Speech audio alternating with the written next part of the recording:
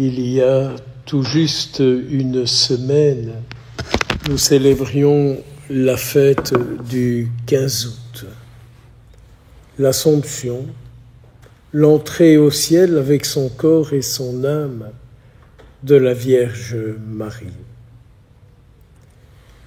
Bref rappel, quoi de plus normal qu'elle soit élevée au ciel avec son corps et avec son âme. Et pour cause, toute sa vie, elle a vécu le désir de Dieu. Ayant vécu sur la terre le désir de Dieu, au ciel, elle continue de le vivre, mais pour le monde entier. Mes sœurs, mes frères, ce que vous et moi nous vivons sur la terre, pour Dieu, nous le vivrons un jour éternellement pour le monde entier.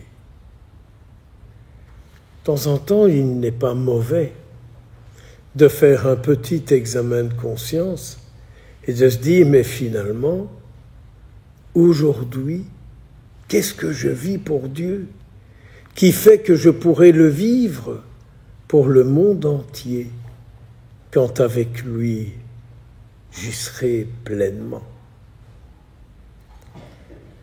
Alors je m'imagine, aujourd'hui, juste une semaine après, on fête la Vierge Marie, Reine du ciel, une fête voulue par le pape Pie XII en 1954. Vous imaginez quel cadeau que le pape Pie XII a fait? C'est l'année de ma naissance. Ainsi, vous savez tout. Il ne reste plus que la date pour le petit gâteau d'anniversaire. Trêve de plaisanterie. La Sainte Vierge arrive au ciel et directement, on lui dit « Ici, tu es la reine ». Et si la Vierge Marie est la reine du ciel, ça veut dire la mission qu'elle peut confier à chaque membre qui est à son service au ciel. Ne croyez-vous pas qu'en tant que reine du ciel, en tant que mère de chacune de nous, elle a le souci de notre vie aujourd'hui? N'a-t-elle pas le souci, un souci tout particulier, de celles et ceux qui ont répondu oui pour que le Seigneur soit présent sur la terre?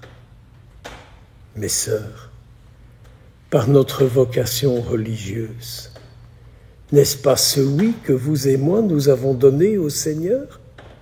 Je m'offre à toi, pour que là où je suis, tu puisses toi aussi être et vivre. C'est tellement beau quand on médite ça, et qu'on redit au Seigneur autant de fois qu'on le peut, avec toute la sincérité de notre corps, de notre cœur, de notre âme, de notre esprit. C'est tout ça que je t'offre, pour que là où je suis, tu puisses toi aussi y être, Seigneur.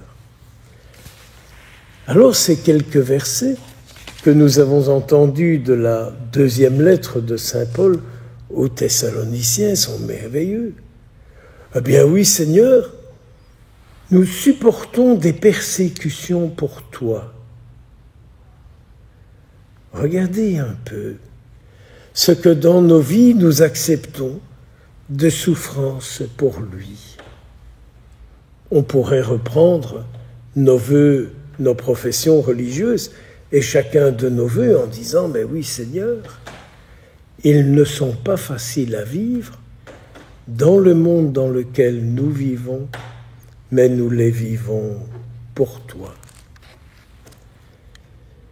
J'aime beaucoup aussi cette page d'Évangile où les grands spécialistes de la foi empêchent d'autres à y accéder. Ce 15 août, Depuis quelques années, j'anime une procession où on marche 5 kilomètres en souvenir de la Vierge Marie qui était venue dans ce village et qui a repoussé la peste du village. La Vierge Marie, quand elle vient, quand elle est accueillie, elle est celle qui agit. Au long de cette procession, on médite différents aspects de la vie chrétienne. Et cette année, je m'étais permis de proposer aux gens d'avoir une prière forte pour que personne ne se sente exclu de l'Église, mais pour que tout le monde se sente accueilli tel qu'il est. Peu importe sa manière de vivre, sa manière de penser, ses péchés, ses travers, que personne ne choisit, mais qu'il soit accueilli tel qu'il est. Je me disais en ce premier jour de retraite, sommes-nous prêts à accueillir nos frères et nos sœurs dans nos cœurs pour les offrir au Seigneur tels qu'ils sont, avec des pratiques qui parfois nous dépassent, avec un esthétique qui parfois nous choque? Vous savez, dans la procession, j'ai une personne devant moi avec un œil tatoué sur chaque mollet. Je me disais au Seigneur, elle aura tout fait pour me taper dans l'œil, quoi. Mais heureusement, c'était par l'arrière que je la regardais. Alors vous voyez, mon premier mouvement, c'est de dire, mon Dieu, l'argent qu'elle a mis pour ses tatouages, elle l'aurait pu offrir pour une Eucharistie, quoi. Mais voilà, c'est pas ce que la personne a fait, mais elle était là. Elle était là suivant la Vierge Marie, avec toute l'espérance de ce que cette personne vit et de sa foi, de croire que la Vierge Marie ira parler d'elle à Jésus et ira dire à Jésus, mais regarde-la, ce qu'elle a besoin de faire pour exister. Montre-lui qu'elle peut exister par toi d'une toute autre manière. Alors quand on réfléchit comme ça, on a plein de rencontres de notre Seigneur qui surgissent en nos cœurs, où Jésus a dit, mais écoute, de toi, il pourra surgir des fleuves d'eau vive.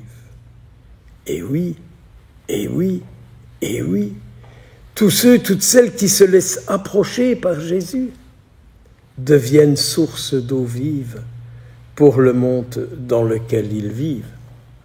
Alors, construisons-nous une église avec des règlements, ceux qui peuvent y être ou ceux qui ne peuvent pas y être, où en chaque Eucharistie, par notre vocation, sont déposés, on a tellement parlé de l'autel, sont déposés sur l'autel ces hommes, ces femmes que nous portons dans notre cœur, ce monde dans lequel nous vivons, et par la célébration de l'Eucharistie, où nous disons, Seigneur, mais descends, viens, viens en eux, mais viens en eux, mais viens en eux, viens les sauver. Seigneur, aujourd'hui encore, nous voici devant toi, pour qu'en eux tu puisses descendre, parler et agir. Que pensez-vous de la Vierge Marie, qui du haut du ciel se penche vers la terre, et qu'elle nous voit ici rassemblés? Ne voit-elle pas les désirs qu'il y a en chacun de nous, de savoir nous offrir au Christ pour qu'il devienne de plus en plus le Sauveur du monde? Finalement, qu'est-ce qui est le plus important? Ce que l'on fait, ce fameux faire et toujours faire, et faire encore plus, et le drame quand on ne sait plus faire? Ou le plus important, c'est notre être, qui devient de plus en plus la présence de celui qui vit en nous et à qui nous avons offert notre vie.